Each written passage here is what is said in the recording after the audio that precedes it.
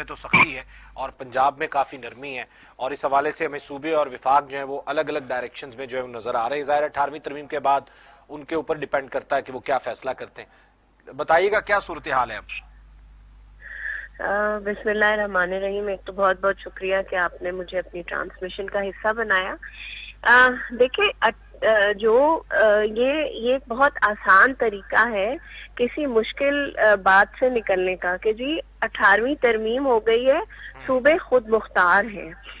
صوبوں کو بالکل خود مختاری دی گئی ہے، لیکن وفاق کے ڈائمیٹر میں رہتے ہوئے. جی جی.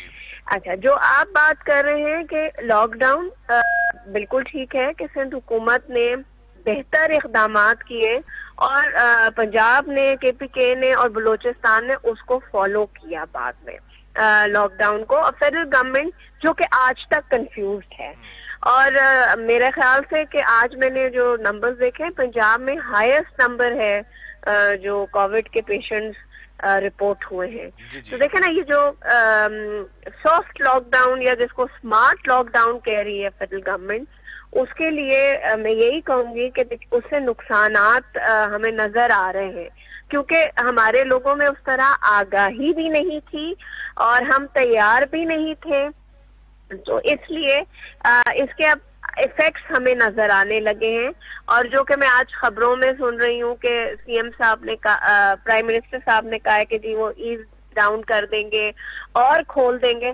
تو خدا خیر کرے، کیونکہ دنیا میں جب یہ کب اوپر جا رہا تھا، جو لوگ مثالیں دے رہے ہیں کہ باقی دنیا کھل رہی ہے، تو وہ دنیا 60 دن مکمل لاک ڈاؤن کرنے کے بعد کھل رہی ہے. بالکل. اور میں نے اور آپ نے وہ 60 دن کا لاک ڈاؤن پورا نہیں کیا ہے. تو بس دعا کر سکتے ہیں، کیونکہ کنفیوزنگ اسٹیٹمنٹس ہیں ہماری دونوں گورنمنٹس، تمام گورنمنٹس میں، کیونکہ فیڈرل گورنمنٹ کچھ کہتی ہے، پروونشل گورنمنٹس کچھ کہتی ہیں، تو لوگ کنفیوزڈ ہیں. اچھا، یہ بتائیے گا کہ کراچی کی جو ایگزیکٹ صورتحال کیا ہے، اور وہاں پر جو راشن تقسیم کیا گیا اس پہ بھی سوال اٹھ گئے کہ راشن جو ہے وہ صحیح طریقے سے تقسیم نہیں کیا گیا، کہاں پہ تقسیم کر دیا، کوئی ریکارڈ اس کا موجود نہیں ہے.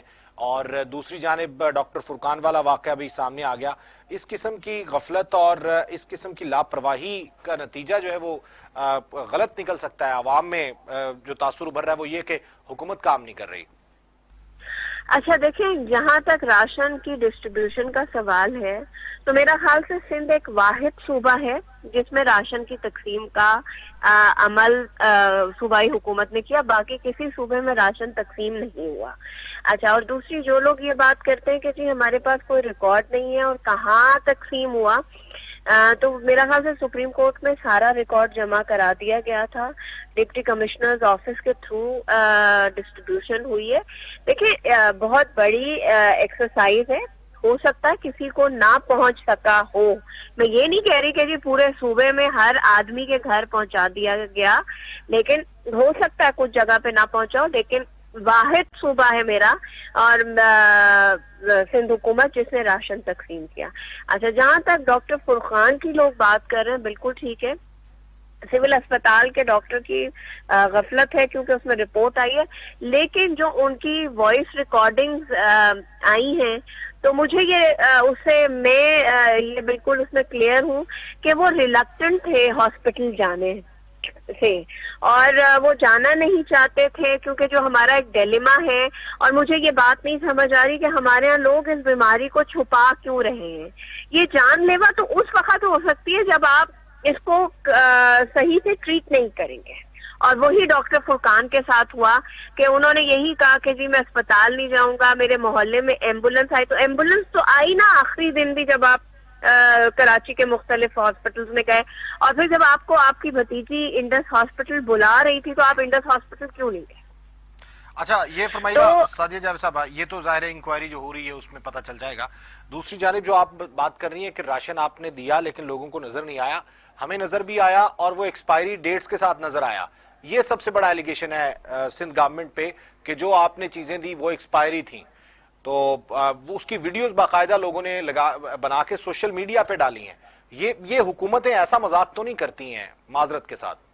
نہیں جی، ایسا نہیں. ایک جگہ، بالکل ایک جگہ چٹا میں رپورٹنگ ہوئی تھی اور اس کے بعد اس کی انکوائری بھی ہوئی ہے اور وہ جن کے گھروں میں اگر وہ چلا گیا تھا وہ واپس ہوا ہے اور ان کو دوسرا راشن بھی مل گیا.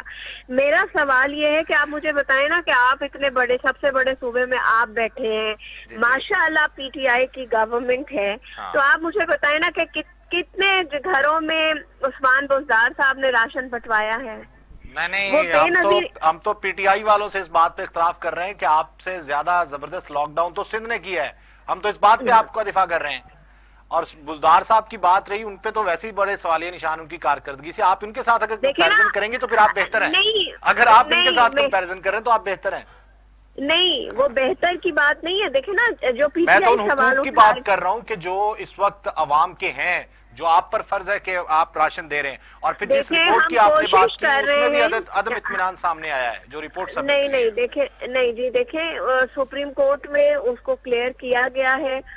سپریم کورٹ کو تو پورے پاکستان کی کارکردگی پہ سوالیہ نشان انہوں نے اٹھایا ہے, جو کہ ہے بالکل ہے, کیونکہ پاکستان کا کوئی صوبہ اکیلا اس پینڈیمک کا سامنا نہیں کر سکتا. دنیا کا کوئی ایک اسٹیٹ اس کا مقابلہ نہیں کر سکتا, کیونکہ یہ عالمی وبا ہے. ساری دنیا کوئی اس کے لیے تیار نہیں تھا. ٹھیک ہے, بالکل صحیح ہے. بہت بہت شکریہ آپ کا. سعدیہ جاوید صاحبہ ایم پی اے پیپلز پارٹی تھی ہمارے ساتھ سندھ سے.